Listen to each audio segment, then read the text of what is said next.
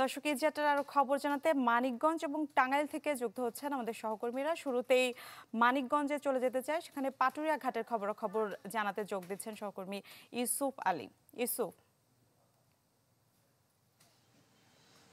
মিলা, ঈদের দিন যত ঘনিয়ে আসছে এই মানিকগঞ্জের পাটুরিয়া দৌলতদিয়া নৌরুটের ব্যস্ততা কিন্তু ততই বাড়ছে। আমরা আজকে ভোর থেকে যেটি দেখছি যে এই নৌরুট পার হওয়ার জন্য মানুষজন এবং যানবাহন কিন্তু অসংখ্য প্রবেশ করছে। আমি যে একটু দেখাই যে এই পাটুরিয়া দৌলতদিয়া নৌরুটের যে প্রবেশদ্বার ঢাকা আরিচা এবং ঢাকা পাটুরিয়া যে মহাসড়ক, সেই মহাসড়কের সংযোগে আমি রয়েছি। ভোর থেকে কিন্তু দেখছি যে এই মহাসড়কে দিয়ে অসংখ্য যে ব্যক্তিগত গাড়ি,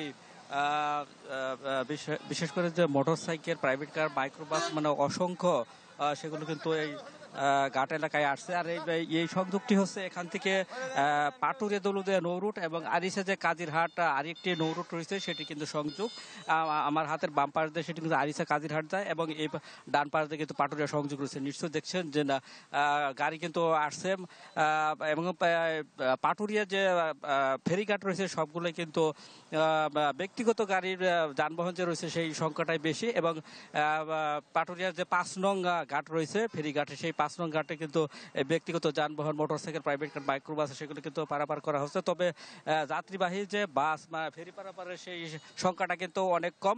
মানে ঘাট এলাকায় যাত্রীবাহী বাস পরিবহন কিন্তু দীর্ঘ সারি নেই, অর্থাৎ সব গাড়ি ঘাট এলাকায় আসছে এবং তারা কিন্তু অনায়াসেই প্রত্যেকটি ফেরিতেই উঠে যাচ্ছে। অর্থাৎ ফেরিতে ওঠার জন্য তাদেরকে কোনো সময় অপেক্ষা করতে হচ্ছে না এবং মানুষজনও কিন্তু লোকাল গাড়িতেই কিন্তু একটু বেশি আসছে। অর্থাৎ ঘাট এলাকায় এসে তারা কিন্তু নেমে যে ফেরি এবং লঞ্চ দিয়ে কিন্তু তারা দৌলতদিয়া প্রান্তে চলে যাচ্ছে। বিআইডব্লিউটিসি এবং বিআইডব্লিউটিএ তারা কিন্তু বলছেন যে তাদের পর্যাপ্ত সংখ্যক ফেরি এবং লঞ্চ রয়েছে। মানে যানবাহনের যাত্রীর সংখ্যা যদি বৃদ্ধি পায় তারপরে কিন্তু তারা স্বাচ্ছন্দ্যে এবং অনায়াসেই যানবাহন এবং মানুষজন কিন্তু পারাপার করতে পারবে, কোনো অসুবিধা হবে না। মিলা। জি ইউসুফ, ধন্যবাদ আপনাকে। দর্শক এবারে ঢাকা টাঙ্গাইল মহাসড়কের খবর জানতে চাই, সেখান থেকে যুক্ত হয়েছেন সহকর্মী মাসুদ রানা। রানা, যানবাহনের চাপ কতটা দেখছেন? যাত্রী ভোগান্তির কোনো বিষয় চোখে পড়েছে কিনা? মিলা, মূলত গতকাল বিকেল থেকে কিন্তু ঈদের যে আমেজ, ঘরমুখো মানুষের যে ঈদের যে আমেজ, সেটা কিন্তু দেখা গেছে। আপনি জানেন যে গতকাল গাজীপুরের কিছু আংশিক গার্মেন্টস ছুটি হয়েছে এবং আজ সকালের পর থেকে বা বিকালের দিকে বেশ কিছু গার্মেন্টস যা রয়েছে সেগুলো ছুটি হওয়ার কথা রয়েছে। তবে এই গার্মেন্টস প্রতি বছর ঈদের আগে কিন্তু এই যে গার্মেন্টস ছুটি হওয়ার পরেই এই ঢাকা টাঙ্গাইল যমুনা সেতু যে মহাসড়কটি রয়েছে, এই মহাসড়কে ব্যাপক একটি যানবাহনের চাপ দেখা দেয়। সেই সাথে কিন্তু প্রতি বছরই এই মহাসড়কে দেখা দেয় দুর্ভোগ, যানজট। কিন্তু এবছর কিন্তু আমরা গত 2 দিন ধরে দেখছি যে একটি ভিন্ন চিত্র। গত 2 বছরে যে ধরনের মানুষ ভোগান্তি এবং যে যানজটের তৈরি হয়েছে, এবছর কিন্তু তেমনটি দেখা পাইনি আমরা এখন পর্যন্ত। এই টাঙ্গাইলের যে 65 কিলোমিটার যে সড়ক রয়েছে, এই ঢাকা টাঙ্গাইল যমুনা সেতু মহাসড়ক, এই মহাসড়কে কোথাও কোনো যানজট বা কোনো ধরনের দুর্ঘটনা এখন পর্যন্ত আমরা দেখেছি বা শুনতে পাইনি।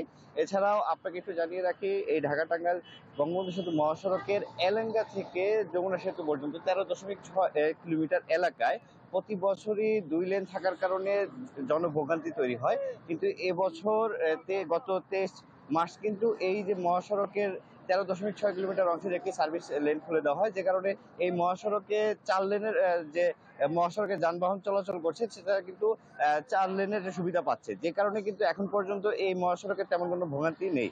আপনাকে একটু জানিয়ে রাখি যে গতকাল বিকেল থেকে কিন্তু এই মহাসড়কে যানবাহন সহ মানুষের ব্যাপক একটি চাপ দেখা গেছে এবং এখন পর্যন্ত সেটি কিন্তু বিরাজমান আছে।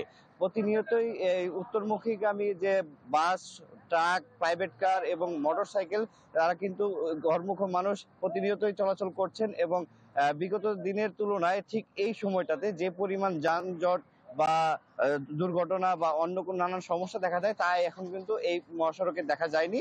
এছাড়াও আপনাকে একটু জানিয়ে রাখি, টাঙ্গাইলের যে পুলিশ সুপার রয়েছেন তিনি আমাকে জানিয়েছেন যে প্রতি বছরের মতো এবছরও তারা নানান পদক্ষেপ নিয়েছেন। তারই ধারাবাহিকতায় এই মহাসড়কে 750 পুলিশ মোতায়েন করা রয়েছে।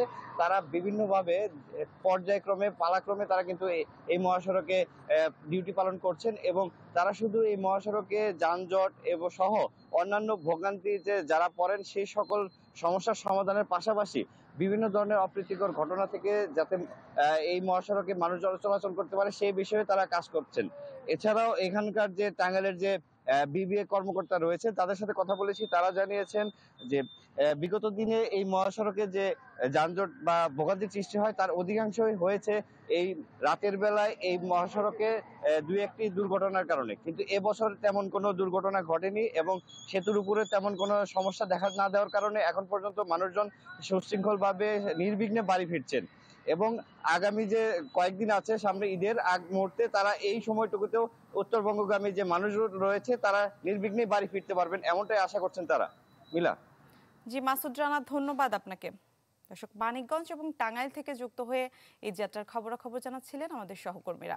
এই রমজানে নিজের পাশাপাশি আপনার ঘর এবং টয়লেটকে রাখুন পরিষ্কার এবং জীবাণুমুক্ত। নতুন বেস্ট এভার হারপিক এখন 5 মিনিটেই পরিষ্কার।